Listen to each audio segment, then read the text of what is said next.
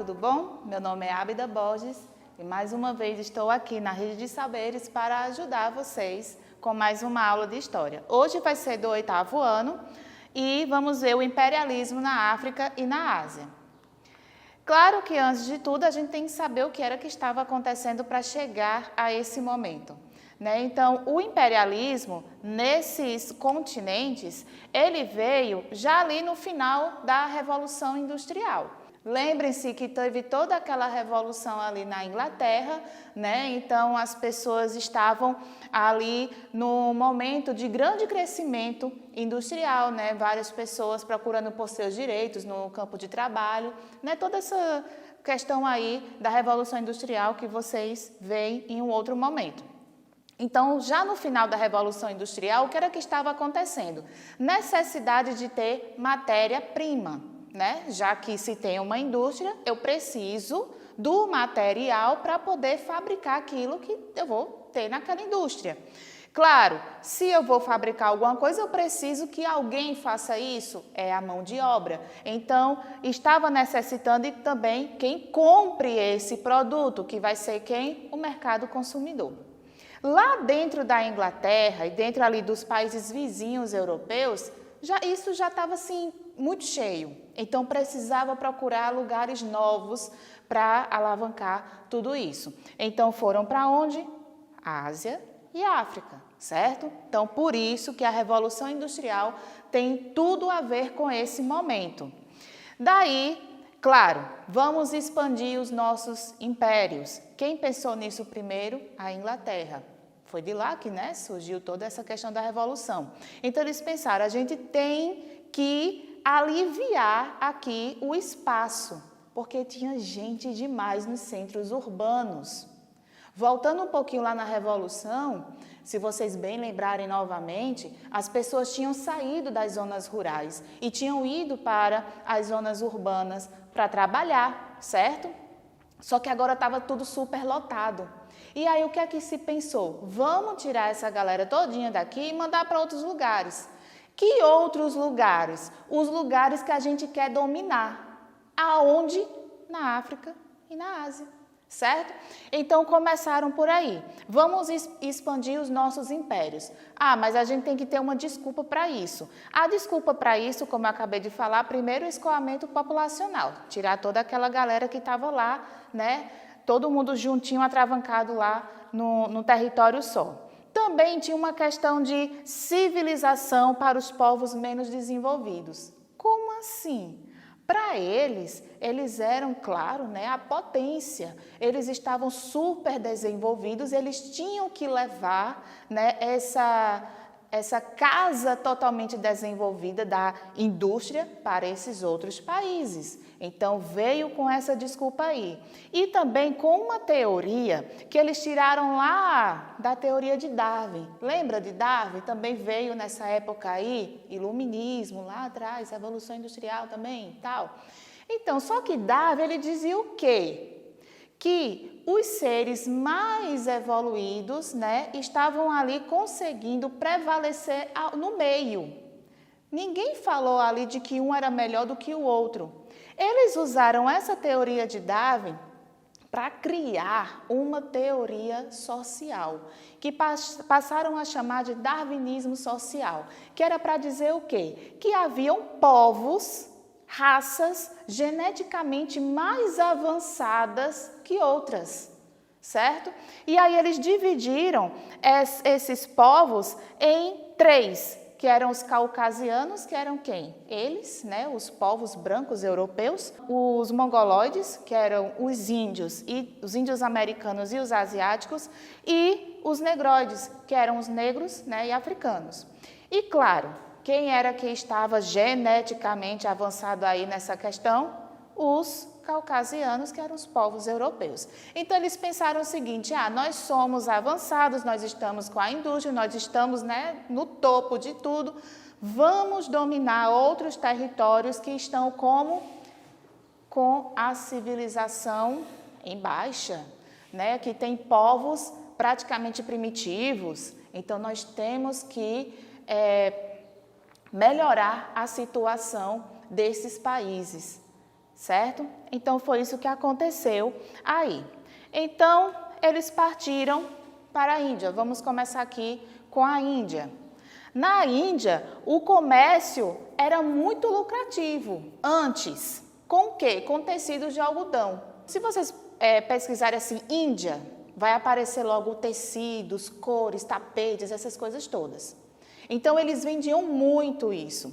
E lá nas primeiras colonizações, lembra do caminho para as Índias? Que era sempre para lá que todos os navios queriam ir. Por quê? Porque era onde tinham os melhores produtos, tá? Primeiro aquelas especiarias, né, os temperos e, claro, também os tecidos. E por bastante tempo a Índia foi o lugar onde se vendia bastante, se lucrava muito com os tecidos.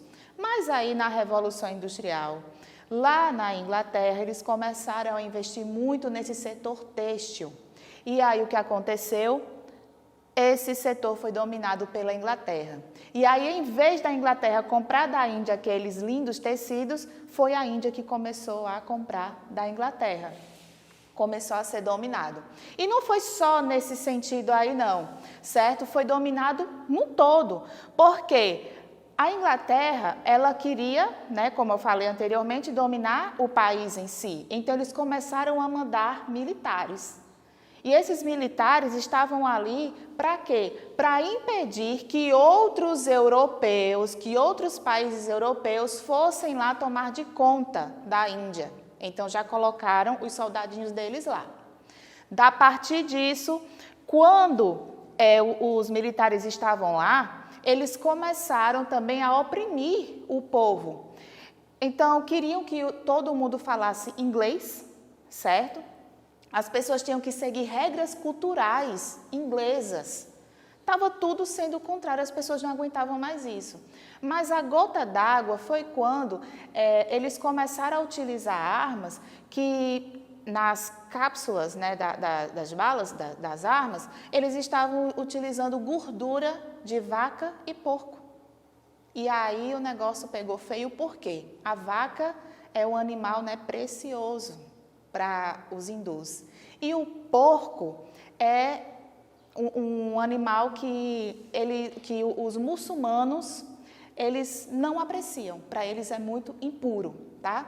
Então, a gota d'água foi essa. E aí veio a Guerra dos Cipaios, né, que foi já uma situação em que levou os indianos a lutar contra os ingleses. Mas os ingleses venceram e acabaram, sim, dominando a Índia, certo? Partimos, então, para a China.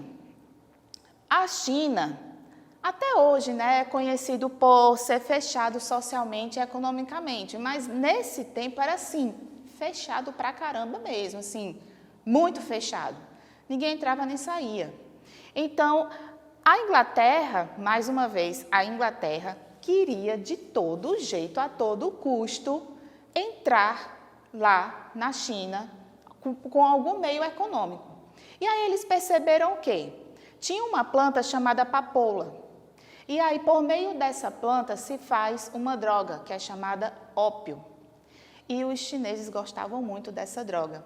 Eles começaram a traficar para os chineses. Né? E aí, o que aconteceu?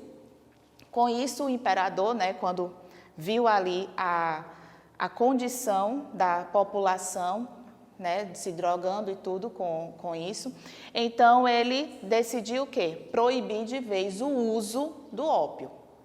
E aí a Inglaterra disse o quê? Opa, não dá certo, guerra. Então veio o quê? A Guerra do Ópio. Em alguns livros mostra como uma guerra só, em outros divide Primeira e Segunda Guerra do Ópio. Mas é porque o intervalo entre os dois foi muito pequeno mesmo. Tá? Eu vou tratar aqui como uma coisa só, porque acabou sendo, tudo o que aconteceu foi, um para o outro foi a mesma coisa, certo? Então, o que aconteceu nessa Guerra do Ópio?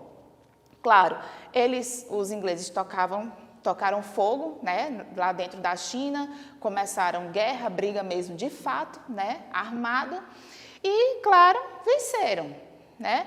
E, na primeira vez, eles fizeram a China assinar o Tratado de Nanquim. Nesse tratado, eles estavam dizendo o quê? Que eles poderiam sim traficar, olha que ainda era traficar, poderiam sim traficar o ópio, certo? Lá dentro. E também obrigou os chineses a abrir portos para eles poderem comercializar. Daí, depois de um tempo, né, passou ali alguns poucos anos, os chineses pegaram um navio inglês e dominaram esse navio inglês. Foi quando teve a segunda parte da guerra. E aí veio o Tratado de Tientsin. E nesse tratado, eles disseram mais uma vez que agora o ópio estava totalmente liberado, certo? Não era mais o tráfico, mas agora estava totalmente liberado. Quem quisesse usar ópio podia usar do jeito que quisesse. E era para abrir mais portos, não só para a Inglaterra, mas para outros países europeus também fazerem sua comercialização. Aqui ainda no Tratado de Nanquim, Hong Kong foi colocado, né, em nome da Inglaterra. A Inglaterra dominou Hong Kong. E lá no Tratado de Tientsin, outras cidades também passaram a ser dominadas por outros países europeus. E aí, nesse meio dessa turbulência toda, ainda vem mais um, o Japão. Porque o Japão, ele estava lá na dele quietinho, enquanto havia um imperador, né, antigo. Mas aí, quando esse imperador morreu, veio o novo, veio a era Meiji. Meiji é o nome do novo imperador. E aí ele pensou, eu não vou ser mais um asiático a ser dominado. Então eu vou começar a ocidentalizar o Japão. E ele começou a tomar medidas mesmo para isso, certo? Ele começou realmente a transformar o Japão em um país de cultura ocidental. E ele passou a dominar outros países também para essa corrida aí, né, da economia, da industrialização. E aí ele também queria uma parte ali da China e entrou nesse conflito também, certo? Essa era Meiji é uma era dessa ocidentalização aí do Japão. E aí, né, a gente para por aqui, ainda tem mais, calma aí, certo? Mas para uma próxima aula, muito obrigada, até a próxima!